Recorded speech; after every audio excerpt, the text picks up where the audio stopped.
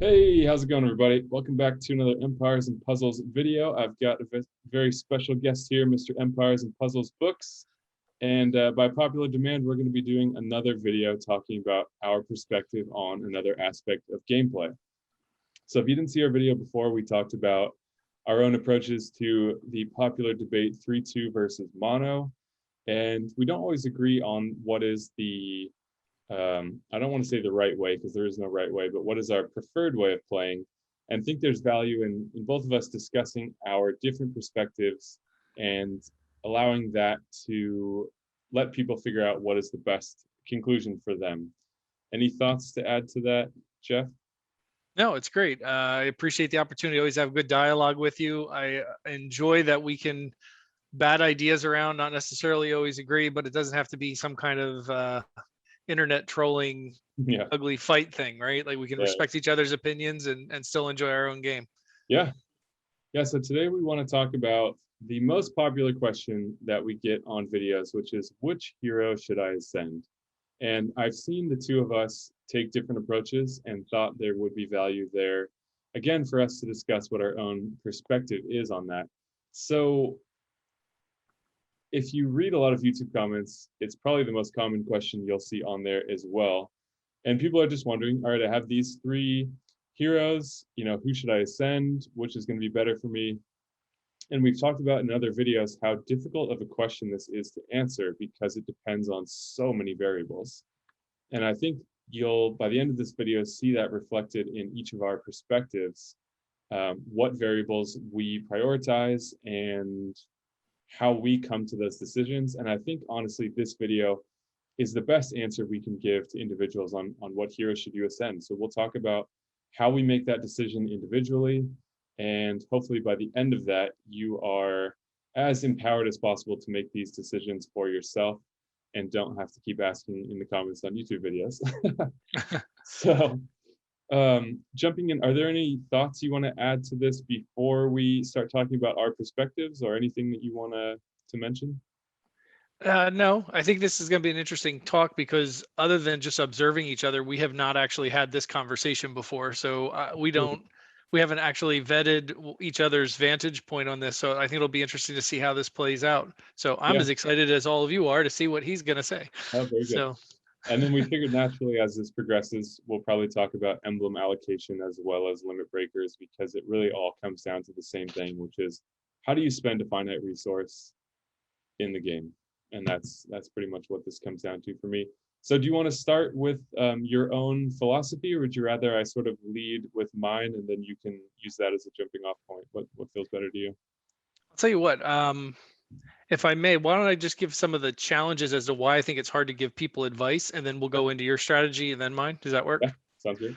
So the reasons that I almost never tell people which hero to level is because, as Mr. Spock said, there's a lot of factors that go into it. So what's your play style? Just because it's somebody I would level or Mr. Spock would level doesn't mean that it makes sense for your play style. The other thing that is always or most often lacking is what's your current roster. People put up two heroes and those two heroes don't work in a vacuum. They don't exist in a vacuum. They need to work with the other heroes. So if we don't know what other heroes you have on your roster, it's hard to say this person will make sense by themselves. Mhm. The other thing is we don't know what you've already built in your roster. So do you need offensive heroes? Do you need defensive heroes? And another one that's a huge one is what's your game goals? Are you a war rating person? Are you interested in the events? Is slaying titans your thing? So depending on what your perspective is on that, that would have changed that advice. Available emblems and now available limit breaks might be part of that. And then the biggest one sometimes is, are you free to play, cheap to play, pay to play?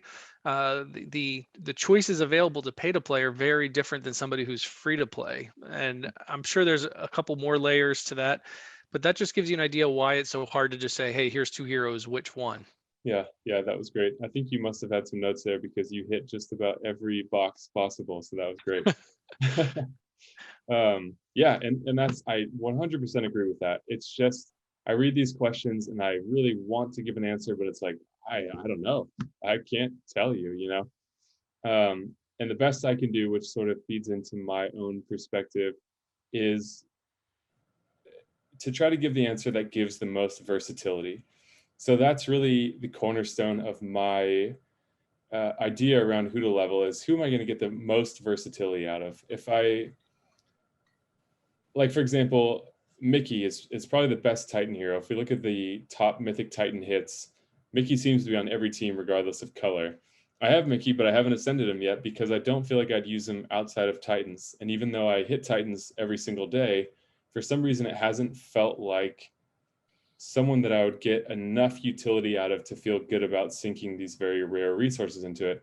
I do have 18 telescopes now, so I probably will be ascending Mickey, and again, emblems also. So if you have an older hero like that, you want to make sure, or I want to make sure I have some emblems to apply to them as well to really get the most out of them. So yeah, that's probably similar to how I got my start on YouTube. I was going in search of information, which heroes are good, which there's not a simple answer to, but you can kind of generally point to say, yeah, that's a strong hero. But yeah, the fact of the matter is there's no right answer. And so what I've always aimed for is, okay, who is someone that I originally would get a lot of use out of, and now more recently, who's someone I have a team for? As you mentioned to start, none of these heroes exist in a vacuum. And it's important to keep in mind synergy, and that's why we don't like the hero grading, because it doesn't take synergy into account and all these other things. So it's an imperfect assessment of a hero. But for me, it comes down most simply to versatility, and I guess I have a tendency towards prioritizing the PvP aspects or the more direct PvP aspects like war and raiding. Those are some of the parts of the game that I enjoy the most, and so I tend to lean a little bit more that way, and hopefully with heroes that will be beneficial for Titans. I don't do much in the events except the Ninja Tower, so I do lean that way a little bit as well, but there's probably more nuance that will emerge as this conversation continues. Do you want to jump in with your, like, do you have a core philosophy or your most simply put strategies for hero selection? Sure. And I think as anybody grows inside of something as complex as empires and puzzles, the strategy changes. Sure. And what made sense 2 years ago doesn't necessarily apply to me today. But I would think for me, a guiding principle, and you touched on this a bit, is that versatility. I think the heroes that we can use in the most aspects of the game, or that most often, are the ones that should take some priority. Mhm. To me, I think one of the things, especially like if I rolled back and started over and was building my roster, I would be really looking at the heroes that can accentuate what I would call the in-game economy. And that is those heroes that are going to not only be good for the PvP aspects, but also bring in resources to, those rare resources to our gameplay. So Mhm. those heroes that can stack into a good Titan hit will get us to 14-star Titans, which will increase the chances that we can get those rare materials so we can ascend more heroes. Mhm. Those heroes that can be part of teams so that we're placing well in events or the towers or things like that. So we're getting more emblems and more things to make us stronger. Mhm. You know, I always find it interesting. Empires and puzzles is actually just a giant math word problem. And like everybody who hated math word problems probably doesn't want to acknowledge that. But it's just a math word problem dealing with limited resources. So at the underbelly of everything I do, the question is, how can I get more of the resources? Mhm. So if I can get more telescope darts and rings from events, then I can build more heroes that I can use in war and raiding. Mhm. So I think that is the versatility. When you say versatility, that's what I'm looking at, is those that I can use in as many aspects of the game. To perpetuate more of the same. Yeah. Yeah, I've heard you talk about the events a lot, and the hit three angle has been a big part of your sort of YouTube platform and the way you talk about heroes. Um, it's something I was curious about. Do you ever look at the specific rewards of the event and decide to push more or less, being like, oh, I really need a tabard, so I'm going to push hard in this event? Or do you just kind of go as hard as you can, always just thinking more materials is always better? I'm always going to have more heroes than I'll be able to level up.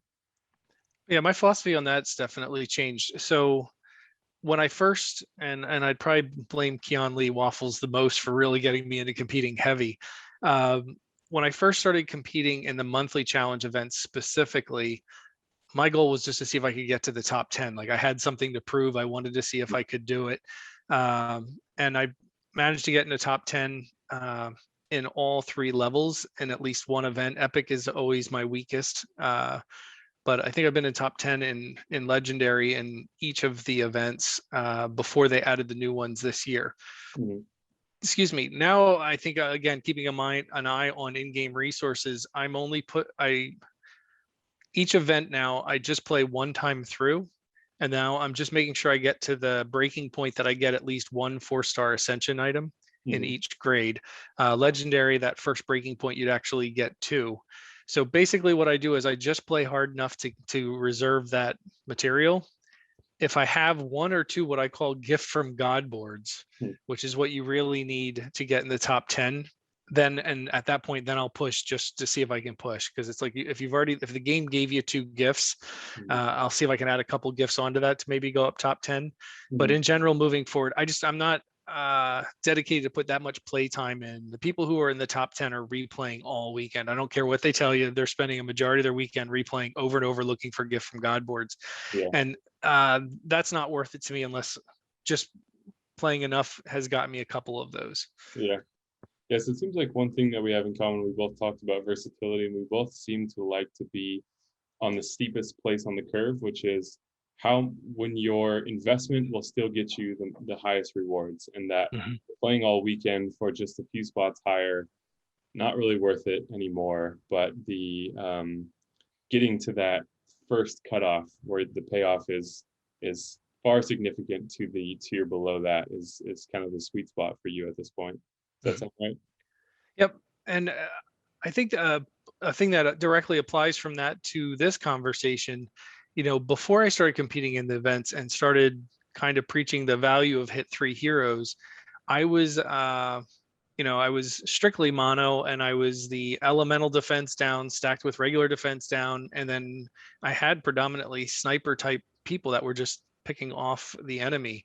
Mhm. But what's been interesting to me is what the logic that applies to the hit 3 events actually does apply to warring and raiding for me. So right now I'm building mini hit 3 teams based on the elemental defense down, and then smacking them with 1 or 2 other heroes, probably of the same element, that can finish them off. Mhm. So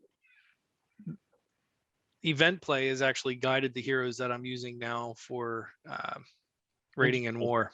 Which probably made you real happy because that's versatility right there. Yep, Working for both. exactly. Yeah. Yeah, so I'm embleming and potentially limit breaking heroes that I'm going to use in all those aspects. Okay. So we talked about how our approach to the game can and will change over time. Um, and the same has been true for you. Have you been ascending a lot of heroes lately? I've found myself with a deeper roster taking breaks sometimes to focus on troops or things like that. Have you been leveling a lot of heroes recently? Well, the being in 7 days ascended now, I'm part of the 7 days family, and getting some input from them on gameplay, and honestly from doing the interviews that I've been doing on my channel, I've been learning a lot more, and other players have kind of inspired me to try other things. Mhm. A while ago, I had one of our co-leaders in 7 days ascended guide my war hits, like to see how well he could play my roster. Yeah. And it was a struggle because the heroes that I maxed are not the ones that he would typically use. And it was interesting when he looked at my roster, he said to me, God, he's like, you don't have any healers leveled. And I'm like, I don't have healers leveled. I have like 8 or 9 healers leveled. But they were slow healers. I got what he meant. They weren't heroes that he was going to be using. I mean, Heimdall, Mother North, Albie, they're great heroes and they have a purpose. But in a regular war, they're not necessarily the go-to healers you want. Yeah. So since then, I have fast tracked. I've been actually maxing out healers out my wazoo. So I've maxed out 2 Garnets, 2 That's fun. Director Zuri's, 2 Ariels, so the 2 Toxicandras, Mhm. and now my war teams I've been concentrating on doing either 4-1 or 3-1-1 with 2 healers, and Mhm. that's changed my gameplay. And that's where I'm saying, like, things that were important to me a year or 2 ago have changed now. Yeah.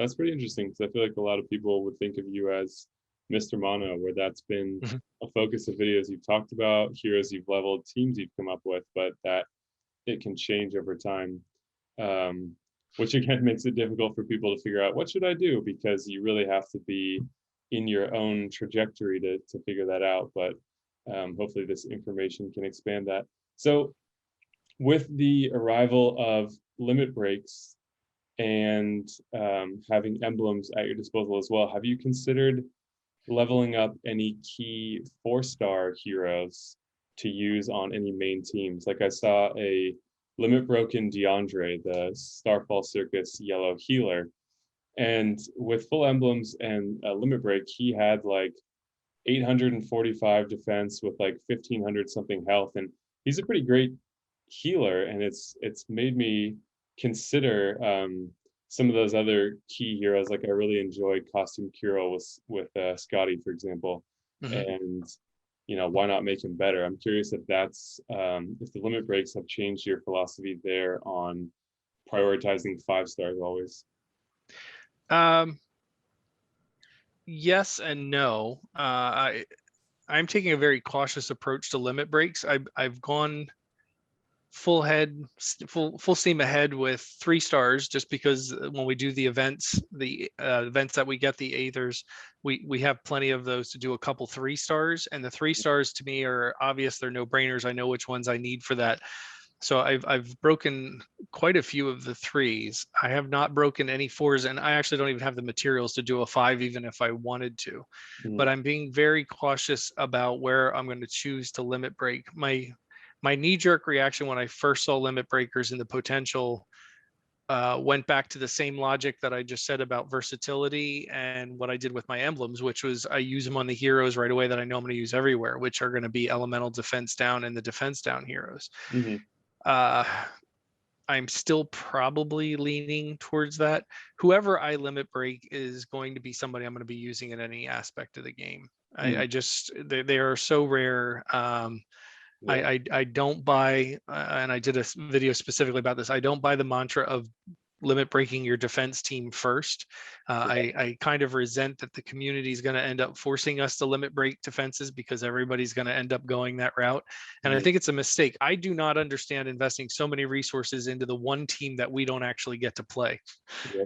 We put all this time and energy into a defense team, and other people get to play with those heroes, Yeah. and that bugs me. If I'm spending time and money, I want to be able to play the heroes. Yeah, that's always been another tenet of my decision making is like not wanting to invest in heroes just for defense. And Mhm. people on the forum or elsewhere asking, well, how's this hero on defense? And I'm like, what does it what does it matter?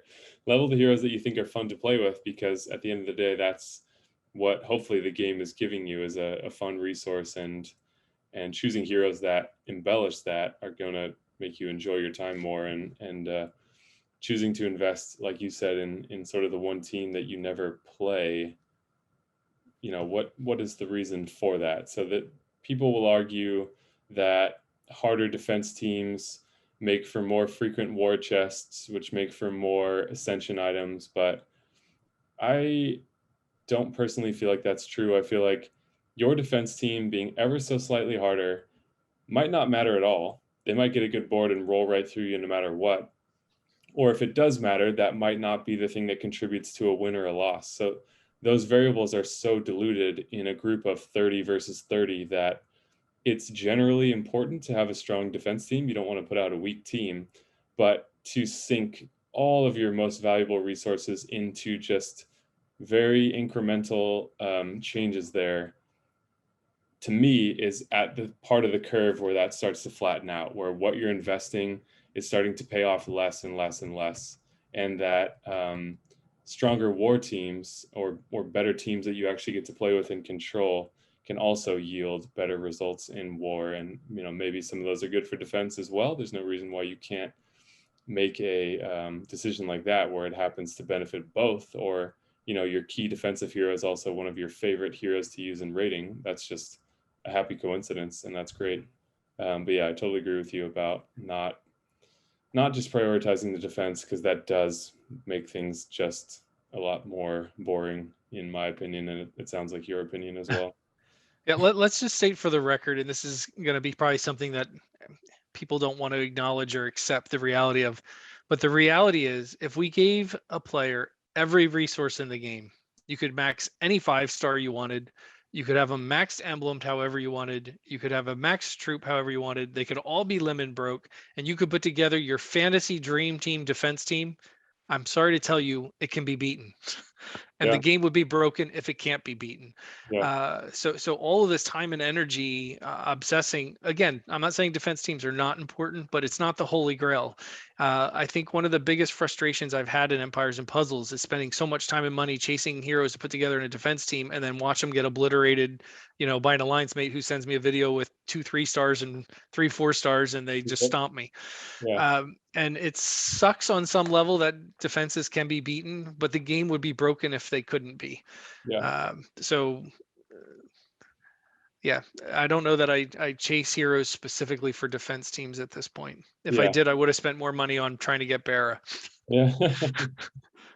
Yeah, I think that the game is always, not always, but just the fact that you can control it makes victory skewed towards the attacker, and they've tried to balance that with defense bonuses and things to keep it from being too easy. But obviously, if they want to make money, they need to make a game that's fun to play, and losing every time doesn't make it fun to play. Um, but to sort of at maybe our midway point here, or getting towards the end of our video here, to try to synthesize our perspective, I think one of the keys it comes down to is synergy is extremely important. So thinking about that, and this is advice I give to my alliance a lot, and some of them can vouch for that in the comments here. Should you level a hero or not? What team are they going to go in? How are you going to use them? Who are you going to use them with? Because there's no one right answer for what makes a good team synergy, but there are some core tenets to that, like attack up and defense down with a hit 3 or a sniper is generally a good strategy for those PvP aspects like raids and war. And as you've mentioned, putting together teams that can excel in those areas can also work for the events where if you're focusing on elemental defense down, stacked with regular defense down, with a hit 3 hero, you're not going to wipe out the entire enemy or the entire enemy team, but you can kill potentially 3 of those heroes, which puts you in a very good place to finish off the rest of it.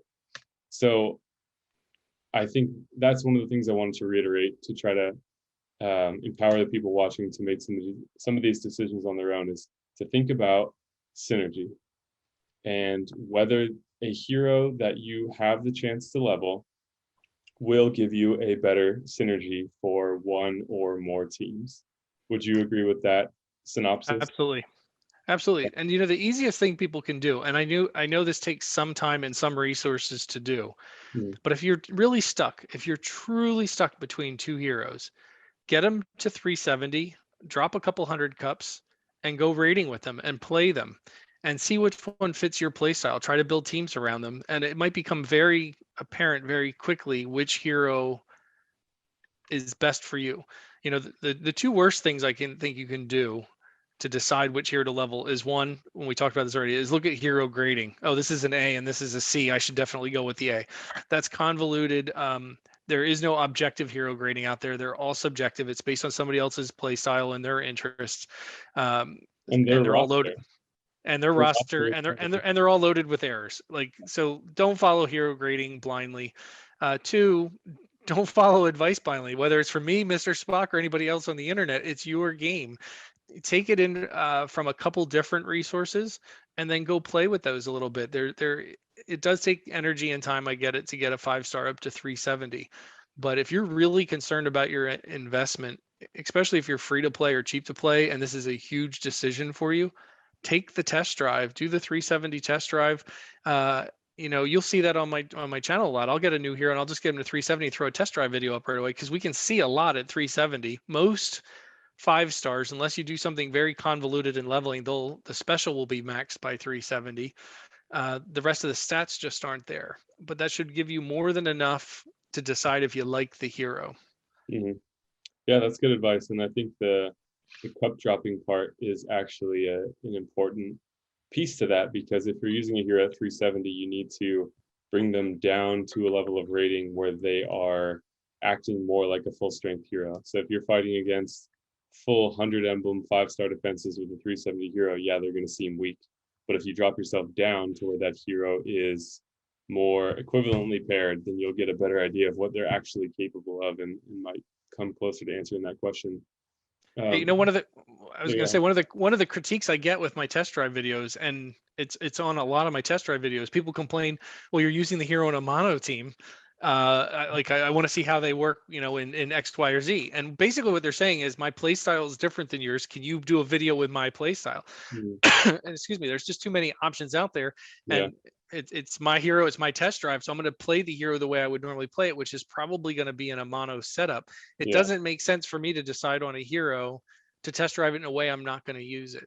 And you could never account for all the variables, because sometimes it's like, oh well, the heroes you're using them with are too strong, so it's making them look better. And it's like, once you start going down that road of trying to create the hypothetical video that you think will help everyone, you're not doing your best work at that point anymore. I think Mhm. from the content creation side, it's like you kind of got to stick to what your thing is, and then just, people will like it, or they won't like it, which is a different story entirely. But so so it sounds like your philosophy to leveling heroes lately has been making up for perceived deficits as your style has continued to evolve, into, like you said, 3-1-1, where you have two off-color healers and a mini mono team.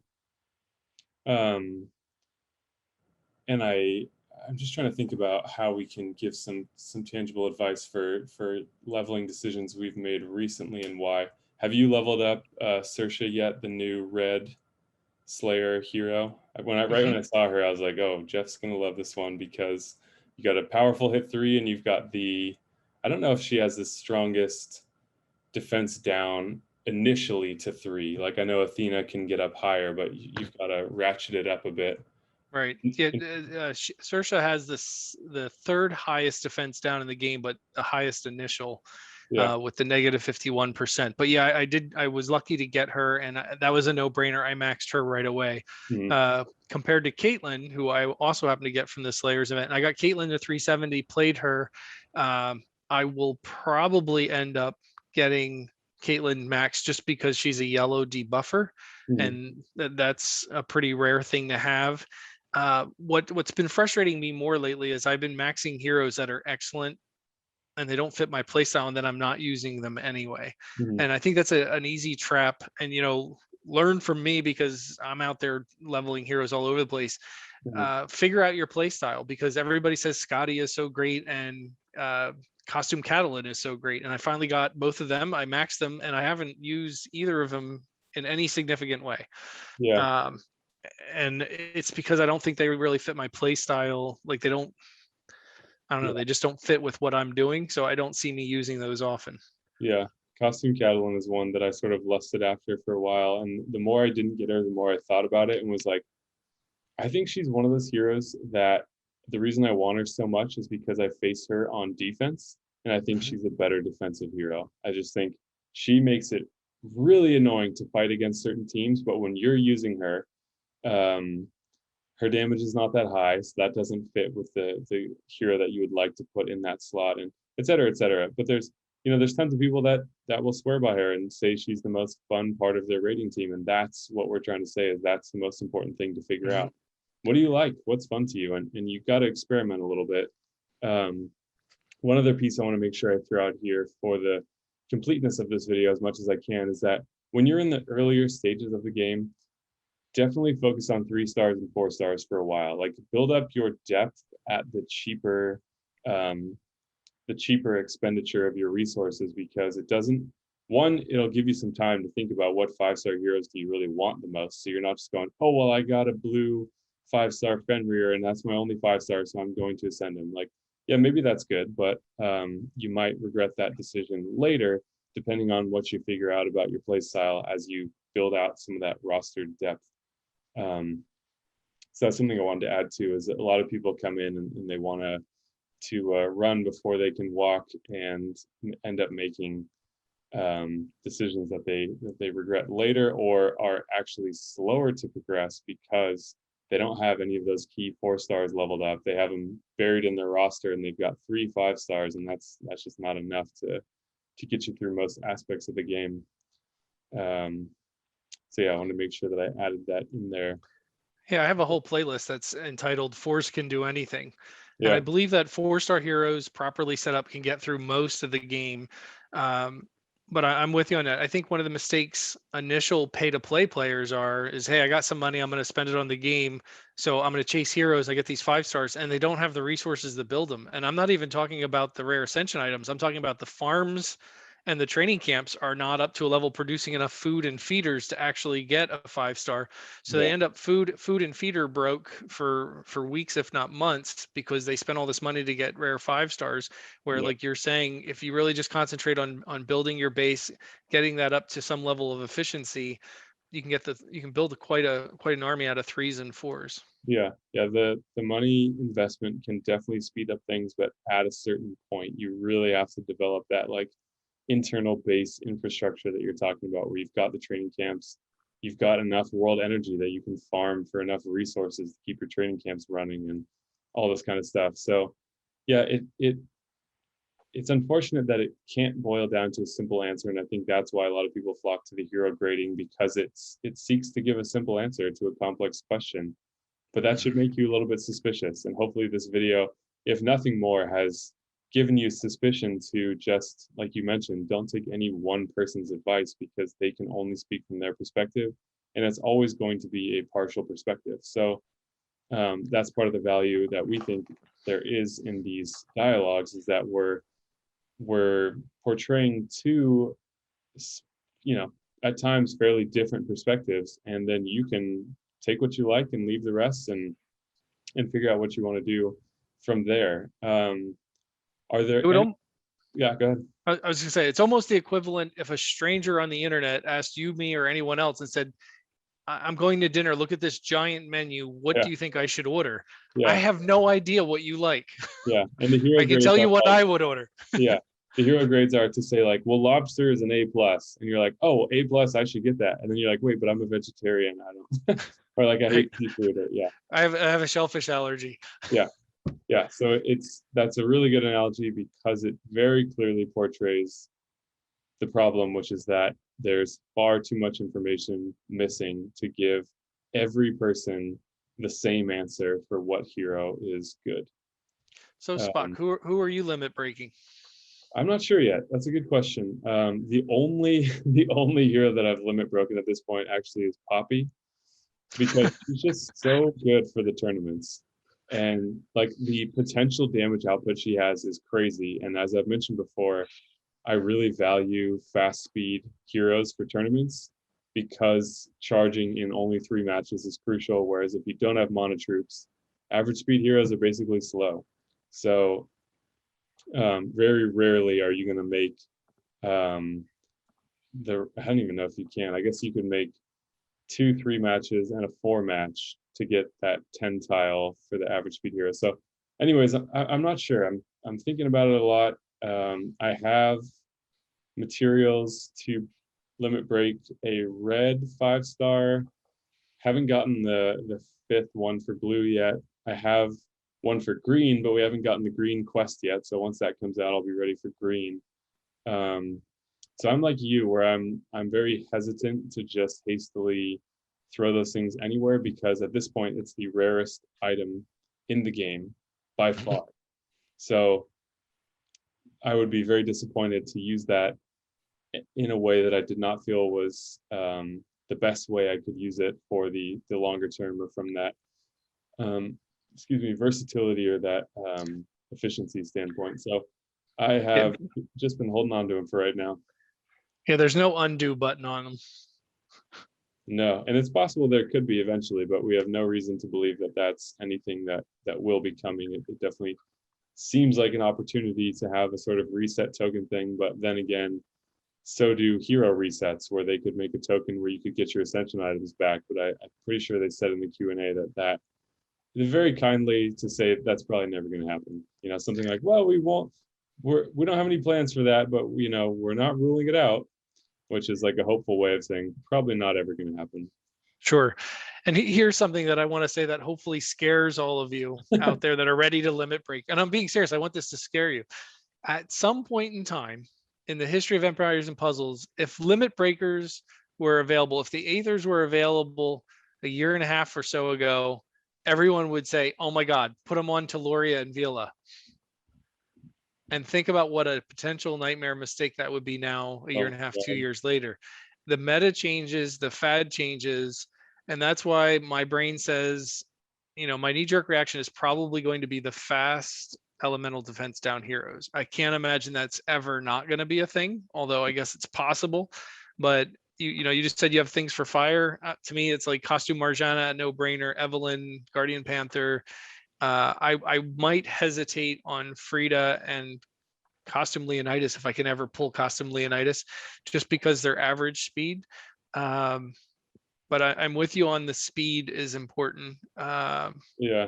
And that longevity. I mean, think about how many people would have limit broke Teloria without thinking about it. It would have been a no-brainer. I mean, already think about how many people leveled 2, 3, 4 copies even of Teluria that are now just absolutely kicking themselves, because at the time it was like, oh man, best hero ever, which should have been a warning sign in and of itself. And now we know better because we've seen what their response is in situations like that. I But never leveled her. never leveled her. Wow, yeah, I've got one floating around down there that I don't even look at anymore. Yep, I have a Teluria at 370, and I'm ashamed to admit that I fully leveled Vila after the nerfs. So she never gets used for anything. Yeah, I really wish that Teluria had never happened, because Vela was an awesome hero to begin with, and that was a decision that I labored over for like at least a week, weighing my options, and finally settled on her. And then they totally changed how she works and took her emblems away, and I don't ever use her anymore. Though I've heard some people saying that she's caused them some problems in the tournament this week. So yeah, I think that accomplishes what I had hoped to at least approach in this dialogue. The perfectionist in me, of course, wanted to definitively answer the question, but I think that just betrays what the question actually is, which is it's not an answerable question. You can't give one answer to the question. So one of the things I'm sort of laboring towards in my content, in discussions I've had with you, is like to help people decide for themselves by being able to think about it in the full context of the game, and what's important. And I really hope this video accomplished that. Feel free to ask any questions you guys have in the comments. I'm sure both of us will be peeking in there to see what you guys are saying. But yeah, I think that's kind of as good as I could have hoped for, because it's just there's not an answer, and it drives me crazy.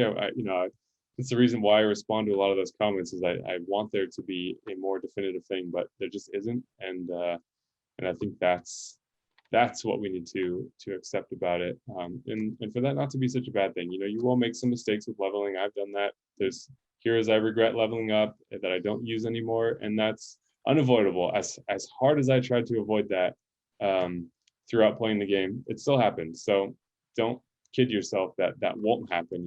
It's happened to everyone. But you can minimize that by thinking about it more, and watching other people's videos, and like you said, try it for yourself. Spend a day, drop some cups down, and play some of these heroes and see what you think, and what is the most fun for you, and then follow that. Anything else you want to throw in there in sort of a wrap up of this topic? It's possible we could approach some of these things in the future, but for now, this will probably be our official discussion for this one at least.